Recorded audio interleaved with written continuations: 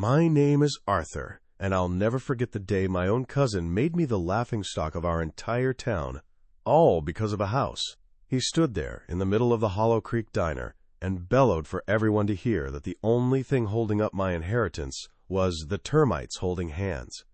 The room filled with chuckles, the kind that sting worse than any slap. It was just a pile of rotting timber on a forgotten ridge, they all thought. A fool's inheritance for a foolish old man. But that house held a secret they couldn't possibly imagine. What would you do if your own family laughed at you for inheriting a ruin, right in front of everyone you've known your whole life? Listen to my story until the end, and tell me, what would you have done in my place? Also, let me know from which city you're listening. I need to know I'm not alone in this.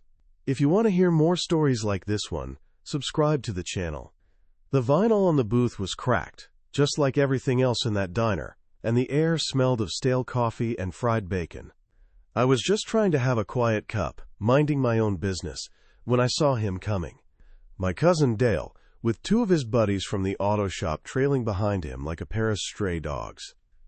Dale's always had a way of filling up a room, making it smaller with his big voice and his bigger opinions. He ran the only decent garage in town, which he thought made him a king. I saw the smirk on his face from across the room, and I knew he was coming for me. The news about me getting Great Aunt Alara's place had been making the rounds, and for a town with nothing better to talk about, it was pure comedy. I just gripped my coffee mug a little tighter, bracing myself for the storm I knew was about to break right over my head. He didn't even say hello, just slapped his meaty hand on my table, so hard my coffee jumped in the mug. "Heard you're a real estate mogul now, Arthur," he boomed. The whole diner went quiet. Every fork stopped midway to a mouth. "Traded your rented trailer for a pile of rotting timber on Whisperwind Ridge." He paused for effect, letting his words hang in the air for everyone to savor. One of his friends snickered. Dale's grin widened. "Tell me, cousin," he said, leaning in so close I could smell the grease on his clothes. "Is it true that the only thing holding that house up is the termites holding hands?" The place erupted. It wasn't just a few chuckles. It was a wave of loud, open laughter, and I was drowning in the middle of it. It felt like every single person was pointing a finger right at my heart. For a long moment, I didn't move. I could feel the heat climbing up the back of my neck, a hot flush of shame and anger all mixed together. My first instinct was to stand up, to say something sharp, to wipe that smug look right off his face. But what good would that do? It would just be what they expected. The old laid-off railroad worker, broke and bitter, lashing out. I've worked on the rails for 40 years. I know the value of patience, of weathering a storm without breaking. So I just sat there and let their laughter wash over me. I slowly lifted my head, looked Dale straight in the eye, and kept my voice low and steady. All I said was, "It was families." Then I took a slow, deliberate sip of my coffee. The silence that followed was more powerful than any shout could have ever been. The laughter died out, replaced by an awkward shuffling of feet and a few coughs. Dale hadn't expected that. He expected a fight, a scene. He didn't know what to do with quiet dignity. He just grunted, mumbled something to his friends, and walked away from my table.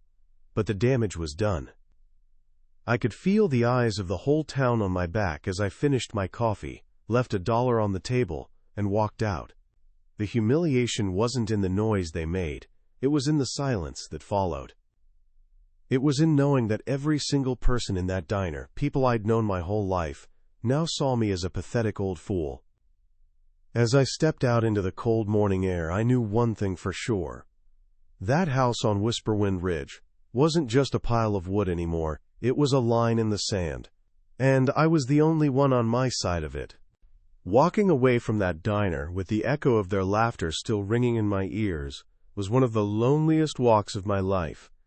I felt like a stranger in the only town I'd ever called home. They saw me as Arthur, the broke old fool with a worthless inheritance.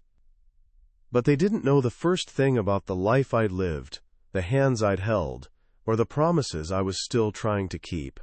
Before I was the town joke, I was a son, a husband, a worker. My story didn't start with that rundown house on the ridge. It started a long time ago, in the dust and sweat of Hollow Creek, a place that builds you up just to see how hard you'll fall. My life has been one of hard labor and quiet love, things that folks like my cousin Dale wouldn't understand if it was written down for them in big, bold letters. I was born right here in Hollow Creek, just like my father and his father before him. The Pendleton men were railroad men. It was in our blood, they used to say.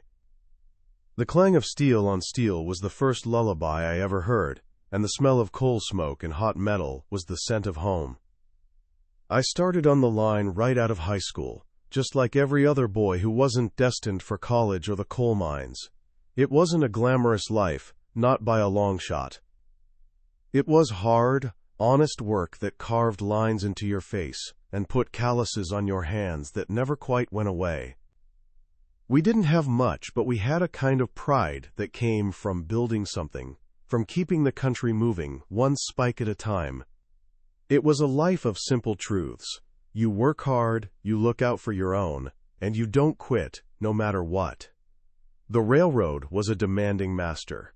Summers were a furnace, the steel rails hot enough to cook on. Winters were a special kind of hell, the wind whipping down the valley, freezing your breath before it even left your lips. I spent 40 years laying track, inspecting lines, and making sure those tons of rolling steel stayed where they were supposed to. It was a job that taught you patience and precision. One bad spike, one loose bolt, and disaster could follow. You learned to trust your gut, to read the weather in the clouds, and to know the sound of a train approaching long before you could see it. It was a world away from the gossip and petty cruelties of the diner. Out on the tracks, your worth was measured by the sweat on your brow and the strength in your back, not by the size of your bank account. It was on a rare day off from that very work that I met Eleanor. She was a librarian's assistant who had moved to the next town over, and she was visiting Hollow Creek for a church picnic. She had a smile that could make you forget the ache in your muscles, and a laugh that sounded like wind chimes. I was just a young man with grease under his fingernails, and not much to say for himself, but she looked at me like I was the most interesting person in the world. She didn't see a railroad worker. She saw a man. We courted for a year, mostly through letters and long walks along the creek. She loved the stories I told her about the railroad, about the mountains and the changing seasons out on the line. She brought a softness to my life that I didn't even know was missing. We got married in the little white chapel on Elm Street. I remember I wore my only suit, and I felt as stiff as a board. But when I saw Eleanor walking down that aisle, everything else just faded away. She looked like an angel. That day, standing there with her small hand in my big, rough one, I made a promise to her, and to myself. I swore I would always be her rock, that I would work as hard as I needed to so she would never want for anything. It wasn't about getting rich. It was about being steady, reliable, a safe harbor in any storm. That promise became the foundation of my whole life, the track I laid my future on. It was a vow I never, ever broke, not for a single day. Our first home was a small, 2-bedroom rental on the edge of town. The paint was peeling, and the porch steps sagged, but to us, it was a palace. That was where we truly built our life. I remember spending a whole weekend fixing the roof, learning as I went, with Eleanor handing me shingles and bringing me lemonade. When I hammered in that last nail, and we stood back looking at it, the pride I felt was bigger than any paycheck. We planted a small vegetable garden in the back, and she would read to me on the porch in the evenings while I cleaned my tools. Those were simple times, but they were the richest of my life. Our happiness wasn't in things. It was in the shared effort, the quiet companionship, the feeling of building something together, even if it was small. Then, the storm came, It started slowly, almost unnoticeably. Eleanor would get tired more easily, a persistent cough she couldn't shake. At first, we thought it was just a cold, then maybe bronchitis. But it lingered. The visits to the local doctor turned into trips to specialists in the city. The words they used were big and frightening: fibrosis, progressive, incurable. It felt like the world had tilted on its axis. The woman who was the light of my life, the vibrant center of my world, was slowly being stolen away from me by an enemy we couldn't see or fight. The quiet in our little house began to change from peaceful to heavy, filled with the unspoken fear of what was coming. There was no question of what had to be done. Her care was going to be expensive, more than a railroad man's salary could ever cover. So I did what I had to. I cashed in the small pension I had been building for decades. I sold the old Ford pickup I'd been so proud of. I took every single overtime shift they offered me, working until my body screamed in protest, then working some more. Some folks in town, even some of my own family, whispered that I was being a fool. "You're throwing good money after bad," one of them told me once. They didn't understand. It wasn't about money. It was about time. Every dollar I spent was another day, another hour, another comfortable breath for Eleanor. It was a price I would have paid 1,000 times over without a second thought. It was a few years before she got really sick that we took the trip up to Whisperwind Ridge. It was a beautiful autumn day, one of those rare, perfect Saturdays. I'd heard about the view from up there, and I packed us a simple lunch of sandwiches and a thermos of coffee. The old logging trail was rough, but my truck handled it. When we finally broke through the trees and parked near that old abandoned house, the world just opened up. You could see the entire valley laid out below, the town looking like a little toy set. We sat on a blanket on the overgrown lawn, and Eleanor leaned her head on my shoulder. She took a deep breath of the clean, crisp air and sighed. "Imagine living up here, Arthur," she said, her voice soft. "Away from all the noise, just you, me, and the wind." That moment is burned into my memory, the way the sunlight filtered through the golden leaves of the maple trees, the quiet hum of the wind, the warmth of her beside me. We didn't talk much after she said that. We just sat there, looking out at the world, feeling like we were on top of it all. For that one afternoon, there were no worries, no doctor's appointments, no fears about the future. There was just us. That old, forgotten house wasn't a wreck to us that day. It was a part of the scenery, a silent witness to our peace. It became a symbol of a dream, a quiet what-if that we both held on to. A life that was simpler, cleaner, and freer than the one we had down in the valley. When Eleanor passed, the silence she had craved on that ridge became the loudest thing in my life. The little house we'd filled with laughter and love felt hollow, just an empty box. For a while, the railroad was all I had left. The routine was an anchor. Wake up, go to work, come home, sleep, repeat. The physical exhaustion helped numb the ache in my heart. I kept her picture on the nightstand, and I'd talk to her sometimes, telling her about my day. I was just going through the motions, a ghost in my own life. The promise I made to her was fulfilled. I had been her rock until the very end. But now the storm had passed, and I was left standing alone on the shore. Then the railroad laid me off. 40 years of service, and it ended with a formal letter and a handshake from a man half my age who didn't even know my name. Restructuring, they called it. To me, it felt like being thrown on the scrap heap. I had lost my wife, my savings, and now, the very job that had defined my family for generations. With no savings left, and only a small Social Security check to live on, I had to give up our little rental house. I moved into a trailer at the park on the outskirts of town. It was the final humiliation. Everyone in Hollow Creek knew what that meant. You didn't end up in the trailer park unless you'd hit rock bottom. That trailer was a cold, lonely place. The walls were thin enough to hear your neighbors' conversations, a constant reminder that I had no one to talk to. It was the opposite of everything Eleanor and I had dreamed of. It was small, noisy, and had no view of anything but the trailer next to it. I spent my days reading old paperbacks and taking long walks, just trying to fill the empty hours. I felt invisible. The man who had worked his whole life, who had loved with his whole heart, was now just an old guy in a tin box, waiting for the end. It was the lowest point of my life, a gray, featureless existence that I thought would never change.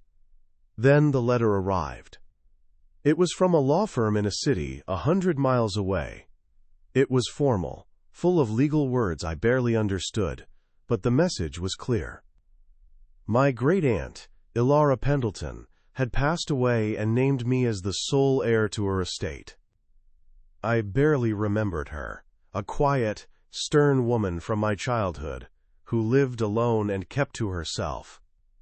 Her estate, the letter clarified, consisted of one thing: the property on Whisperwind Ridge. The very same property. The old, dilapidated house and the land it sat on. It felt like a voice from the past, a whisper from that perfect autumn day. It felt like Eleanor was reaching out to me. My first trip up there after getting the deed was different. I drove my beat-up car as far as it would go and walked the rest of the way. The house looked even worse up close. The porch was collapsing, windows were broken, and nature was doing its best to reclaim the whole structure. It smelled of damp earth and decay. But as I stood there on what was left of the porch, I looked out at the view. It was exactly as I remembered. The whole valley stretched out beneath me, peaceful and vast. I didn't see a ruin. I saw the place where Eleanor had been happy. I saw the dream she had spoken aloud. I saw a second chance. I saw a purpose. And that's what Dale and the whole town couldn't see when they laughed. They looked at me and saw a broke, lonely old man clinging to a pile of garbage. They saw failure. They didn't see the 40 years of sweat I'd poured into the railroad. They didn't know about the love I had for my wife or the sacrifices I'd made without a single regret. They couldn't possibly understand that this wasn't about a house. It was about honoring a memory. It was about keeping one last unspoken promise to Eleanor. Their laughter in that diner wasn't just an insult about some rotting wood. It was a dismissal of my entire life, and they had no idea what that life had prepared me for. The laughter from the diner didn't just fade away, it followed me. It became a low hum in the background of my days, a constant reminder of how the town saw me. My decision to actually try and make the house on Whisperwind Ridge livable was met with a new level of scorn, one that was quieter but somehow sharper than Dale's loudmouthed jokes. It wasn't a single event anymore. It was the air I breathed. Every trip into town for supplies was an ordeal. I'd walk into the general store, and conversations would stutter to a halt. Heads would turn, and I'd see the whispers start up behind cupped hands. They weren't just laughing anymore. Now, they were pitying me, and that felt a whole lot worse. They saw a man who had lost everything, now clinging to a final, pathetic delusion. I was no longer just Arthur the railroad man. I was Arthur the hermit, the fool on the hill. I remember one morning I went to buy a new axe handle and some heavy-duty tarps. Old man Hemlock, who's run the hardware store since before I was born, leaned over the counter. He looked at my list, then up at me, his eyes full of a kind of sad curiosity. "Fixin' up the old Ayla Flace, are you, Arthur?" he asked, his voice low as if he were discussing a funeral. I just nodded. "That's ambitious," he said, drawing the word out. He rang up my items, his movements slow and deliberate. As he handed me my change, he put a hand on my arm and said, "You know, son, there's no shame in letting go of something that's too far gone." He meant it to be kind, I suppose.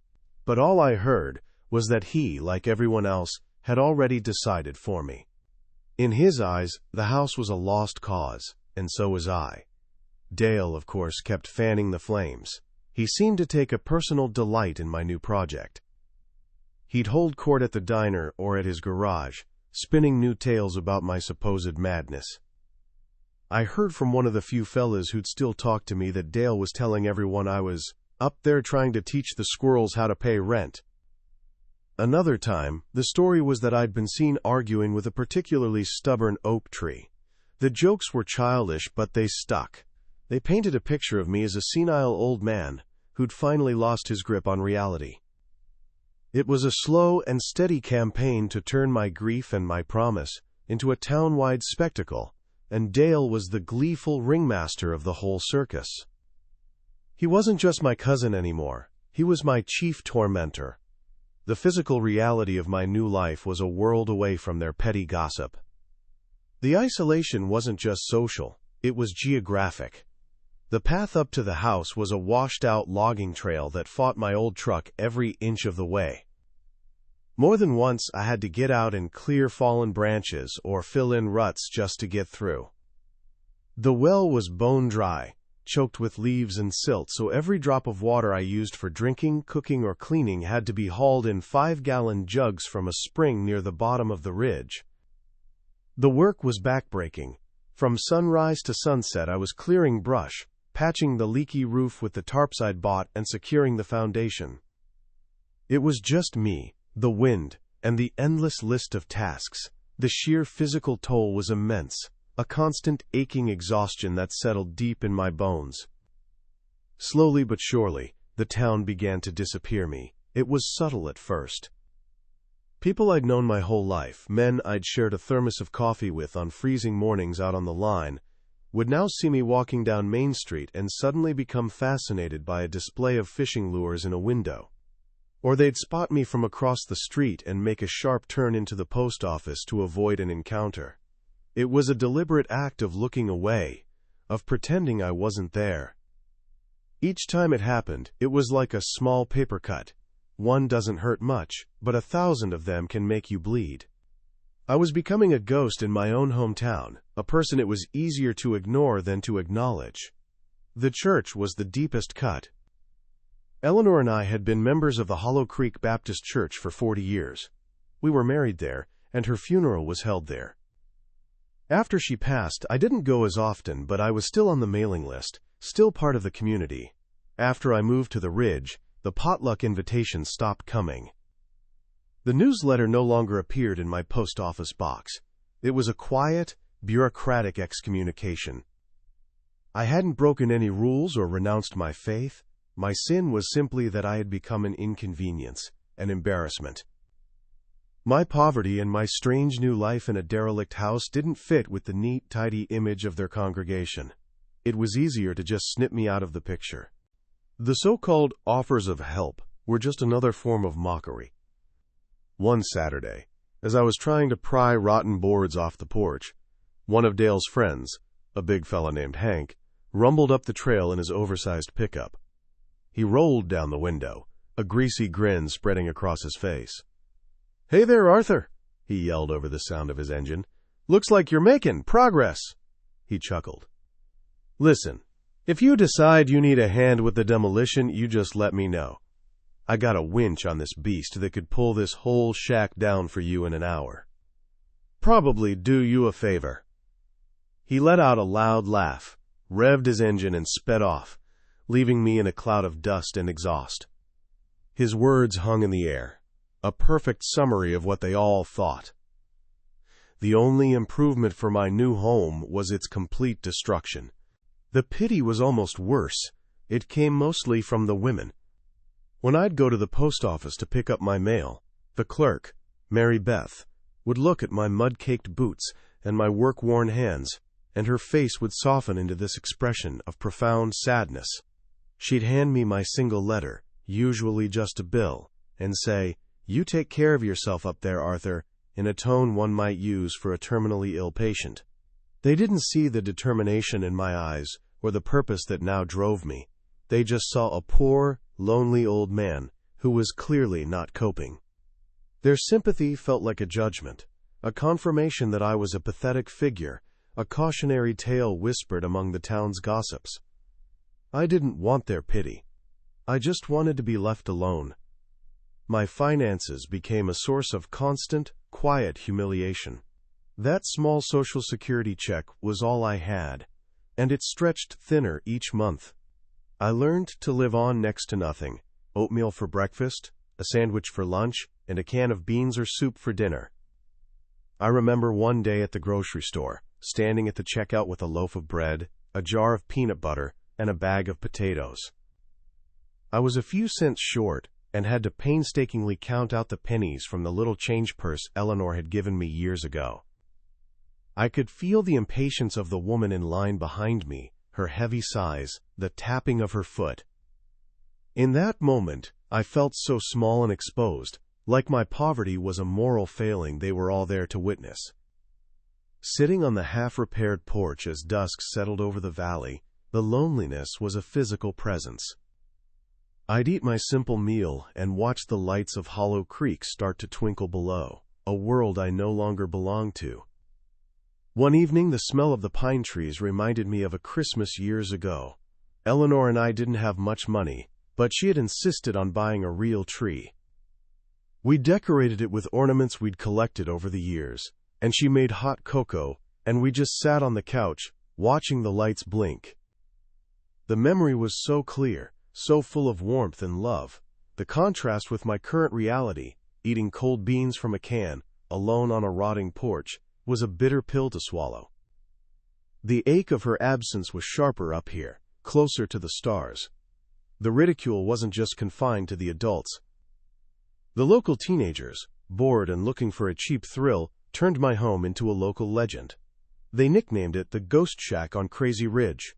On Friday and Saturday nights, I'd sometimes hear a car struggling up the trail.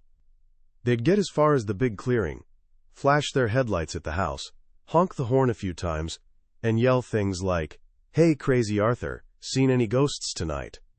Then they'd peel out, their laughter echoing through the trees. It was a juvenile cruelty, but it served to reinforce my status as the town outcast, the local weirdo. I wasn't a person to them. I was a spooky story, a destination for a dare. The few people who still bothered to speak to me all had the same advice. "You ought to sell that place, Arthur," the mailman said one day, not even getting out of his truck, just handing me my mail through the window.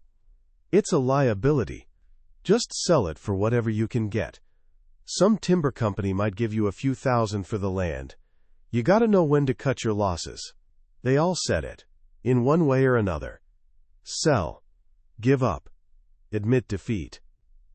They couldn't wrap their minds around the idea that the property held any value to me that couldn't be measured in dollars and cents. To them, my refusal to sell wasn't about principle or memory. It was just more proof of my stubborn foolishness. There were days when the weight of it all nearly broke me. I remember one afternoon a sudden storm rolled in. I was on the roof, trying to nail down a tarp over a particularly bad leak. The wind was whipping, and the rain was coming down in cold, stinging sheets. I was soaked to the bone, my hands were numb, and the hammer felt like it weighed 100 pounds. For a moment I just stopped and looked out at the gray, unforgiving sky. I was completely alone. If I slipped and fell, no one would know for days, maybe weeks. The sheer, overwhelming scale of the task ahead, and the absolute solitude of my struggle, hit me all at once. I felt a wave of despair wash over me, a voice in my head whispering, "They're right. What are you doing here?" That moment of doubt was a dangerous thing. I sat there on that slippery roof, the rain running down my face, and I truly considered it. I could just walk away. I could go back to the trailer park, admit defeat, and live out my days in quiet misery. It would be easier. I looked down at my hands, raw and blistered from the work. They were the same hands that had held Eleanor's, the same hands that had worked the railroad for 40 years. They were hands that knew how to build, how to hold on. The thought of Dale and his cronies celebrating my failure, of them nodding to each other and saying, "See, we told you so," was like a splash of cold water. The despair receded, replaced by a hard, stubborn spark.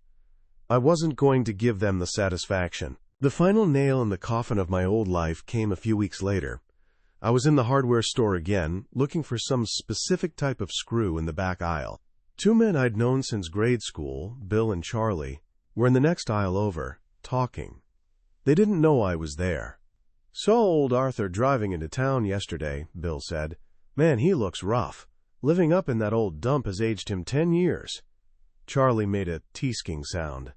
"It's just sad, is what it is, to end up like that, all alone in a ruin. Poor fella's become the town fool." The words weren't spoken with malice, but with a casual, final finality. It was a verdict. In the court of public opinion, my case was closed. I was the town fool. Hearing it said so plainly, by men who once called me a friend, was like a punch to the gut. I didn't say anything.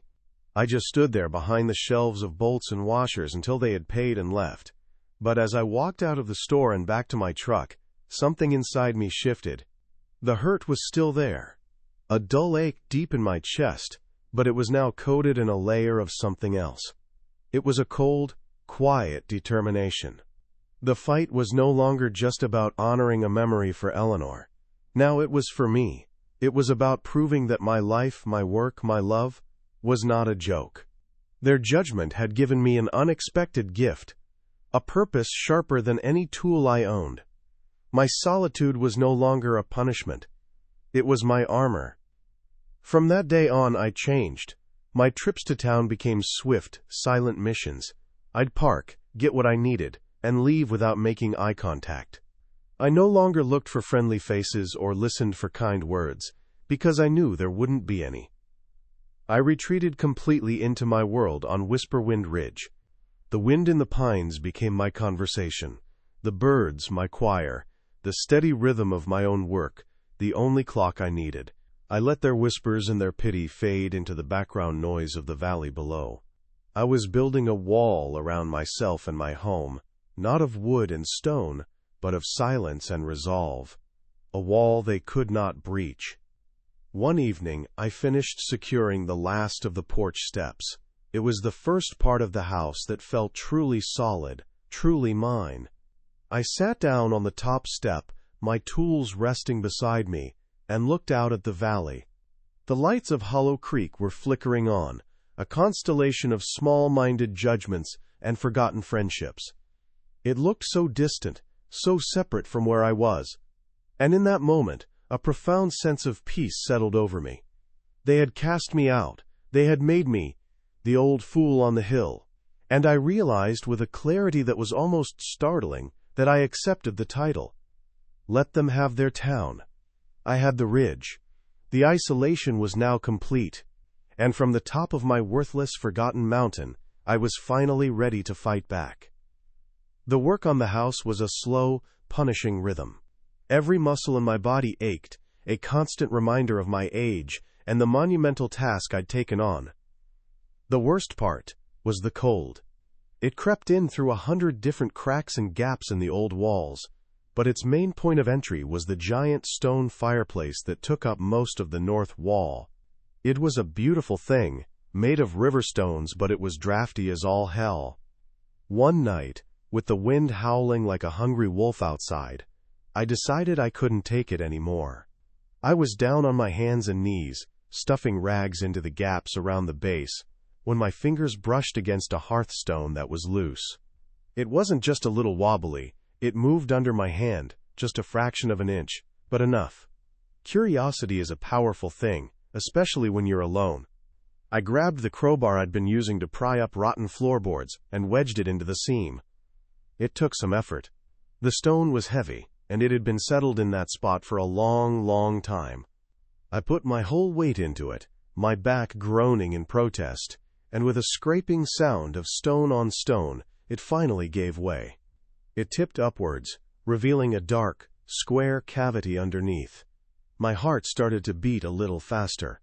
For a moment, I just stared into the blackness, my breath clouding in the cold air.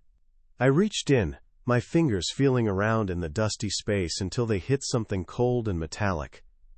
I pulled it out. It wasn't some grand treasure chest like you read about in stories. It was a simple tin lockbox, the kind a person might use to keep important papers. It was covered in a thick layer of dust and soot, but it was solid. The latch was rusted but not locked.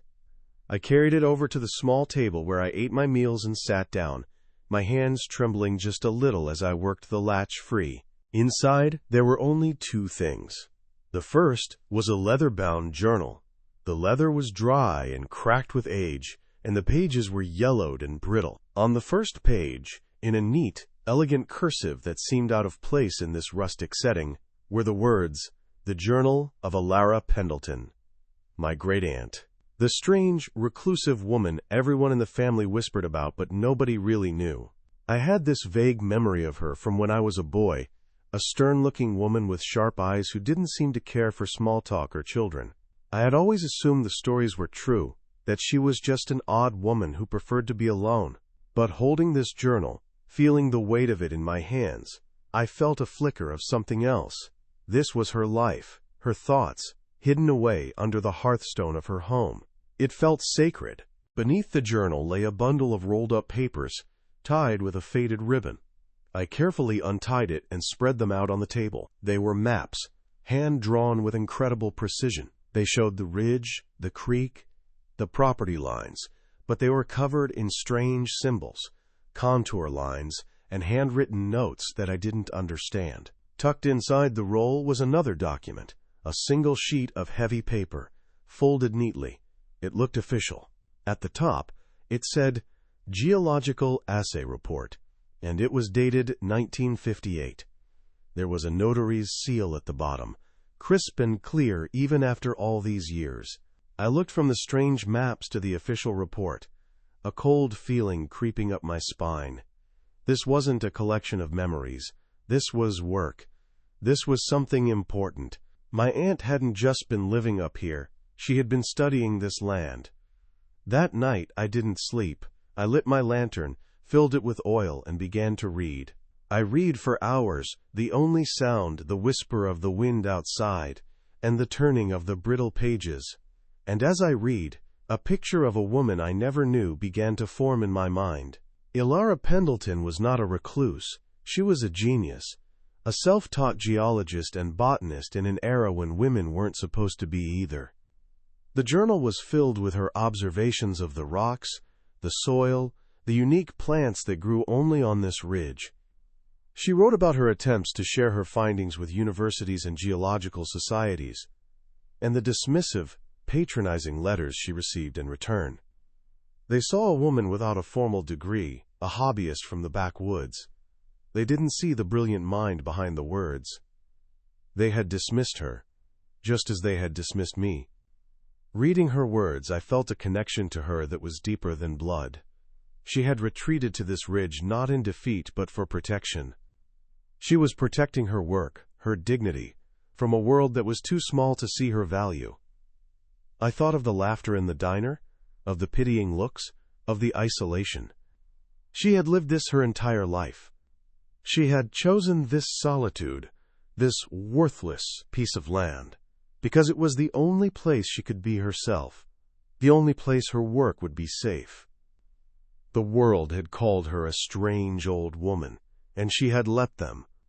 She let them think what they wanted, all while she sat on a secret that could have shaken the very foundations of the valley.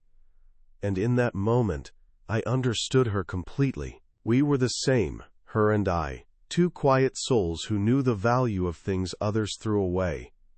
It was her journal that gave me the key to understanding the maps. She explained her methods, her theories about the unique geological formations of Whisperwind Ridge. And then I saw the words.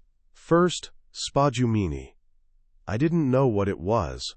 Then, in a later entry, she wrote it out plainly, as if for a future reader who might be as ignorant as I was. The spodumene deposits are rich in lithium. Lithium. I wasn't a scientist, but I wasn't a complete fool. I read the news. I knew about batteries, cell phones, electric cars. I knew that lithium was the new gold. My hand shook as I turned back to the maps. her meticulous drawings now making a terrifying kind of sense. The lines and symbols weren't random. They traced a massive, continuous vein of the stuff running directly beneath the house, fanning out across the acres of land they all thought were useless. Then I looked again at the assay report from 1958. I read the technical jargon, the chemical compositions, the percentages. I didn't understand all of it, but I understood the conclusion at the bottom. It described the deposit as being of exceptional purity and significant volume. It wasn't just a little pocket of rock, it was a major find. The report confirmed everything her journal and maps suggested. It was all real. I leaned back in my chair, the lantern light flickering on the pages spread before me. The house wasn't just a house. The land wasn't just land. It was a mine, a treasure trove hidden in plain sight, guarded for over 60 years by a woman everyone had written off as crazy. And now, it was mine. In her final entry, Ilara explained why she had hidden it all away. She wrote of a visit from a mining company executive in the late 50s who had caught wind of her surveys. He'd been dismissive, tried to cheat her, to buy the land for a pittance. He saw her as a simple old woman he could easily swindle. She sent him packing. She wrote, "They would only scar this beautiful ridge. They would tear it apart for their greed and leave a wound on the earth, and they would never give me the credit. They would steal my life's work and call it their own. I would rather it stay in the ground forever than let men like that have it." Her words sealed my resolve. This wasn't just my secret anymore. It was hers. It was a promise I now had to keep. I didn't need an expert to tell me what this was worth. Not exactly. I knew enough to understand that a high-purity lithium deposit of this size was worth millions. Not 1 or 2 million. Tens of millions. Maybe more. The number was so large it didn't feel real.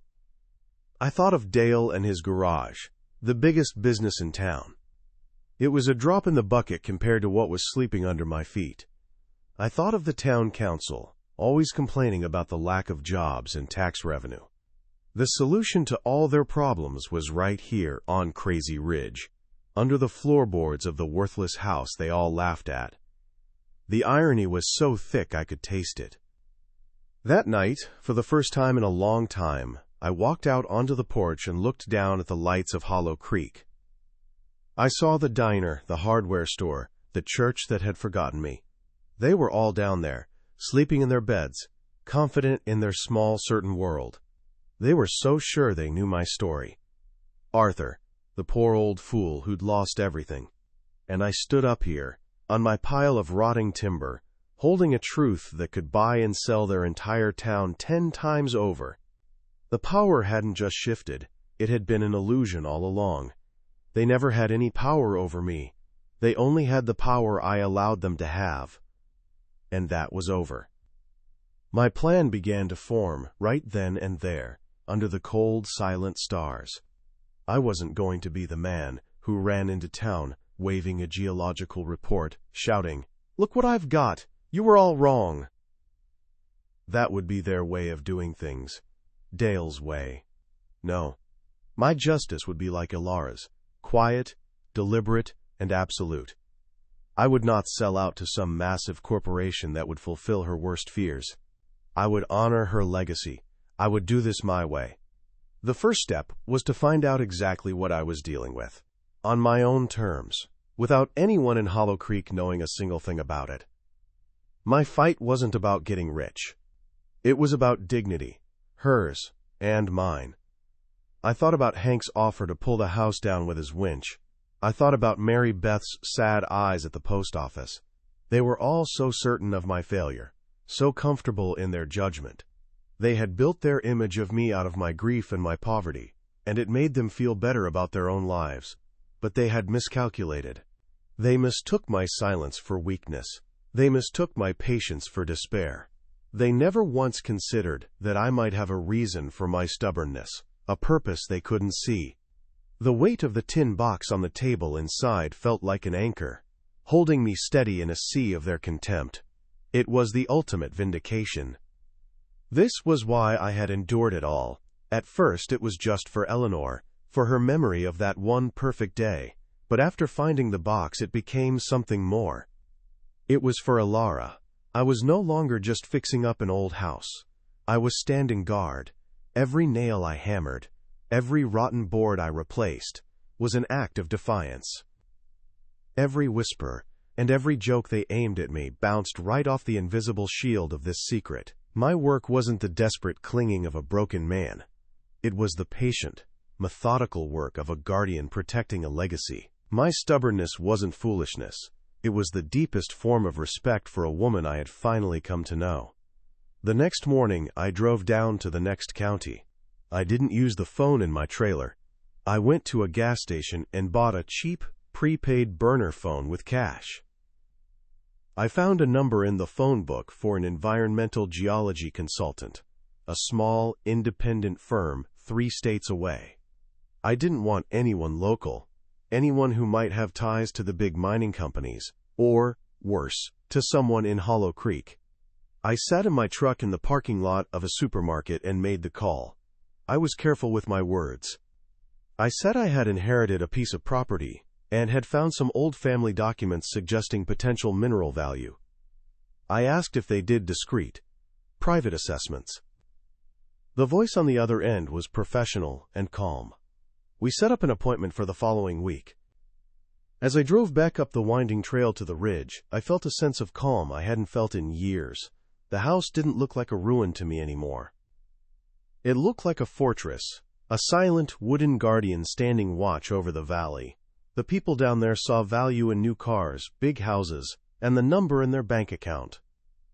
They couldn't see the value in an old man's promise, in a forgotten woman's life's work, or in the very ground beneath their feet. They had judged the book by its tattered cover, and they had no idea that the story inside was about to be rewritten. They had laughed at me for inheriting a pile of worthless timber. They were about to find out that some things, and some people, are worth more than they could ever possibly imagine. The consultant I called, a man named Harrison from a firm in Ohio, was everything I hoped he'd be. He was quiet, professional, and he didn't ask too many questions. When he arrived a week later, he came in an unmarked sedan, not a big truck with a company logo plastered all over it. We spent 2 days walking the property, him with his strange equipment, me with Alara's old maps. He'd take a reading, make a note on his pad, and then look at Alara's drawing and just nod, a look of quiet amazement on his face. On the second evening, sitting at my small kitchen table, he laid it all out. The deposit was even richer and more accessible than the 1958 report suggested. He gave me a number, a valuation so large it sounded like a foreign language. Then he looked me in the eye and said, "Mr. Pendleton, you can sell this to any major player in the industry tomorrow and never have to think about money again." I just shook my head. I thought of Alara's words about them scarring the land and stealing her work. "That's the one thing I won't do," I told him. "This will be done my way. Small, quiet, respectful." My way meant not selling out. It meant honoring Alara's legacy. Mr. Harrison, to his credit, understood. He helped me draw up a plan to establish a small, sustainable extraction operation. It wouldn't be a massive open-pit mine that would tear the heart out of the ridge. It would be a modest, targeted project designed for minimal environmental impact.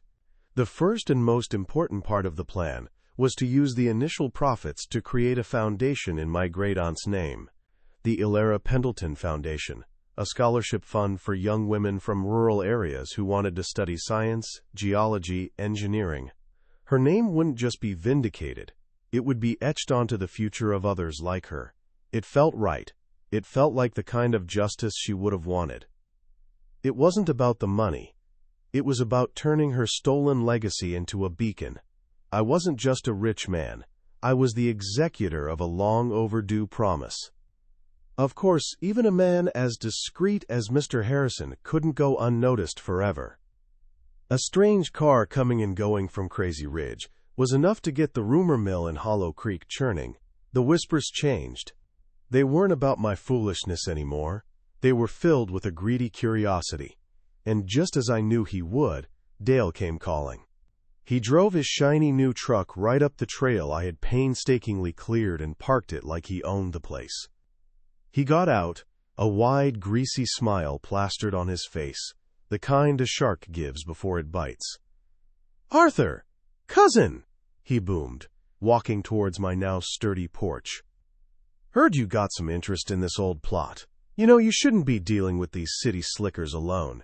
If you're looking to sell, I know some guys. I can help you manage things. Make sure you get a fair shake." He was practically salivating, his eyes darting around the property, trying to calculate its worth.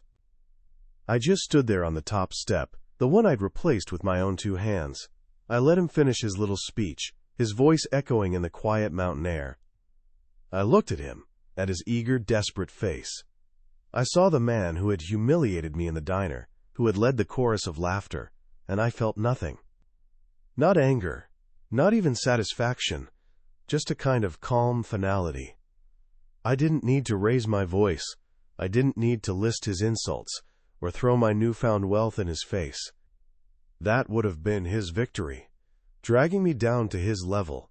So I just let the silence stretch out for a long moment, letting him squirm in it. Then I looked him straight in the eye, with the same steadiness I'd shown him in the diner. "I have it handled, Dale," I said, my voice low and even. Then I turned around, walked into my house, and quietly closed the door behind me. I didn't slam it, I just closed it.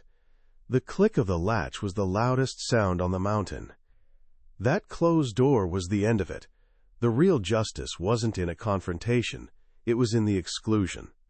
It was in the simple, undeniable fact that he was on the outside looking in, and he would never be invited inside. The work on the ridge began a few months later, just as I'd planned, small, respectful, and quiet. The town watched, their confusion slowly turning into a dawning, bitter realization. They saw the success, the quiet dignity of the operation, and they knew they had no part in it. They had judged a book by its tattered cover and had never even bothered to open it. I stayed on the ridge, in the house that Eleanor had dreamed of and that Alara had guarded. The house they all said was worthless became my fortress. They had laughed at me for inheriting a ruin, but what they failed to understand is that true value isn't always something you can see. Sometimes it's hidden under a hearthstone. Sometimes it's in a promise you keep. And sometimes it's the dignity you refuse to let anyone take away from you.